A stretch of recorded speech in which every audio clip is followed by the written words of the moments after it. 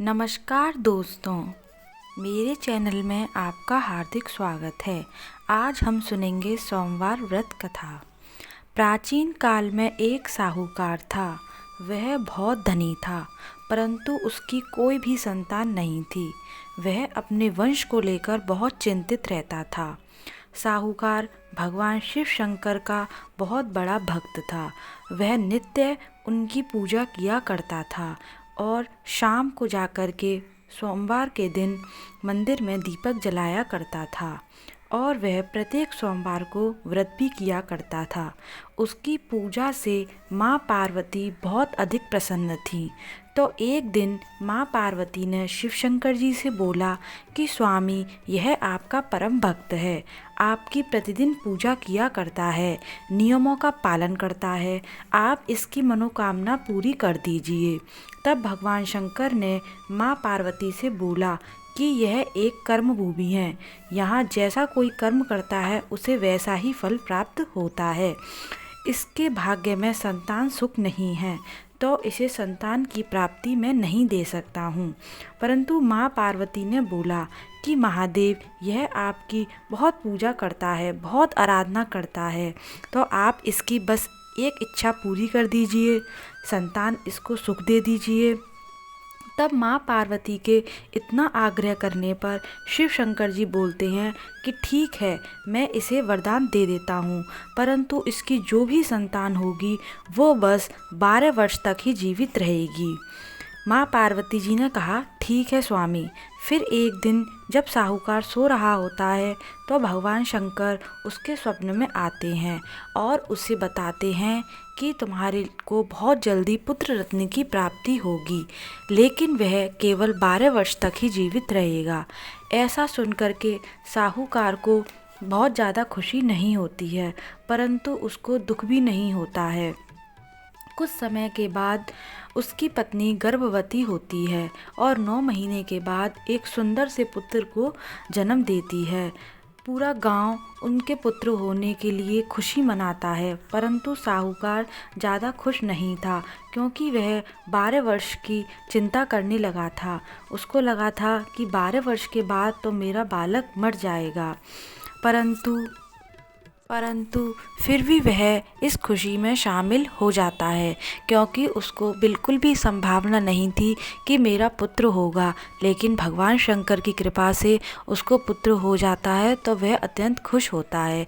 इसी खुशी में वो पूरे गांव में दावत का न्योता देता है, सबको खाने पर बुलाता है और खुशी से अपने बेटे के जन्म को मनाता है और पूरे गांव में लड्डुआँ, मिठाई वगैरह वो बंटवा देता है।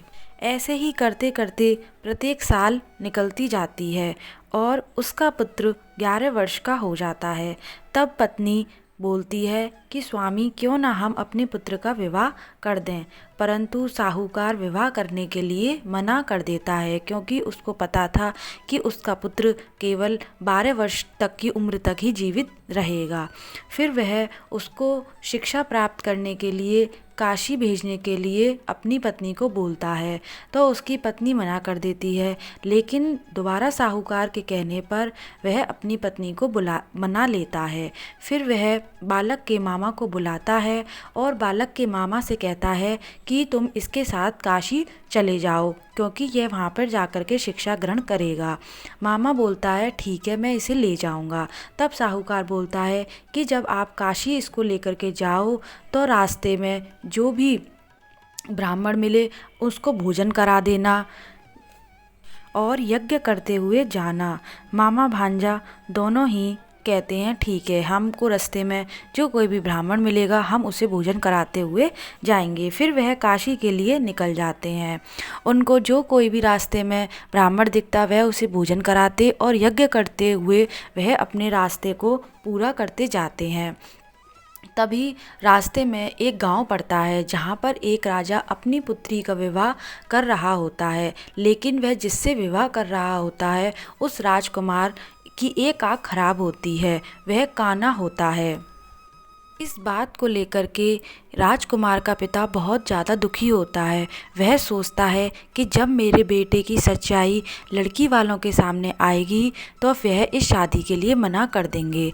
तभी उसकी निगाह साहूकार के बेटे पर पड़ती है। तब वो सोचता है क्यों ना तोरण के समय पर इस साहूकार के बेटे को बिठाल दिया जाए और जब फेरे हो जाएंगे तब किसी को पता नहीं चलेगा।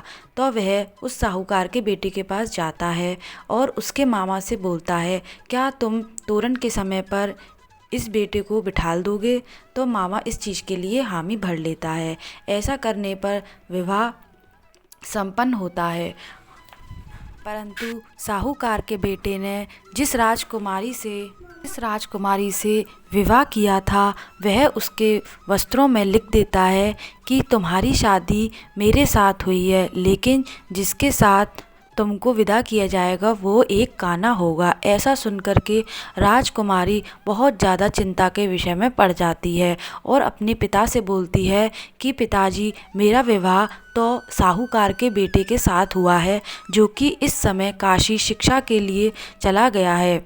तब राजकुमारी का पिता बहुत ज़्यादा चिंतित हो जाता है और वह उस राजकुमार के पिता से पूछता है, क्या यह बात सत्य है? क्या मेरी बेटी का विवाह तुम्हारे बेटे से नहीं हुआ? ऐसा पूछने पर राजकुमार के पिता बहुत ज़्यादा डर जाते हैं और वह डरते डरते बता देते हैं कि हाँ, इनका विवाह साहूकार के बेटे के साथ में हुआ है। के पश्चात साहूकार का बेटा काशी पढ़ने के लिए चला जाता है। एक दिन मामा यज्ञ कर रहे होते हैं। तब साहूकार का बेटा बोलता है कि मामा, मेरी तबीयत सही नहीं है, मैं आराम करने के लिए जा रहा हूँ। वह आराम करने के लिए अपने कमरे में चला जाता है। कुछ समय बाद उसकी मृत्यु हो जाती है।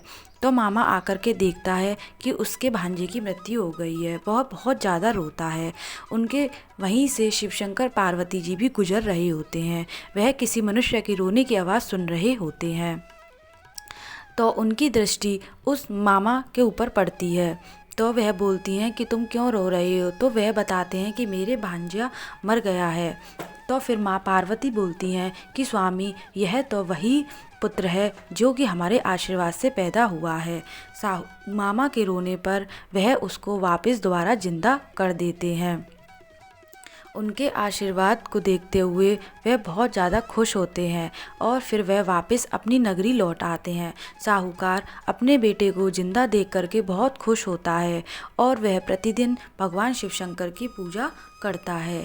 हे भोलेनाथ, जैसे आपने साहूकार के बेटे के ऊपर अपनी कृपा बनाई रखी, जैसे उसको जीवन प्रदान किया, ऐसे ही हम सब पर भी अपनी कृपा बरसाए रखना। प्रभु, हम सबको आशीर्वाद देना कि हम अपने परिवार के साथ सुख और शांति से जीवित रहें। हर हर महादेव, हर हर महादेव। सोमवार की हार्दिक शुभकामनाएं सभी को।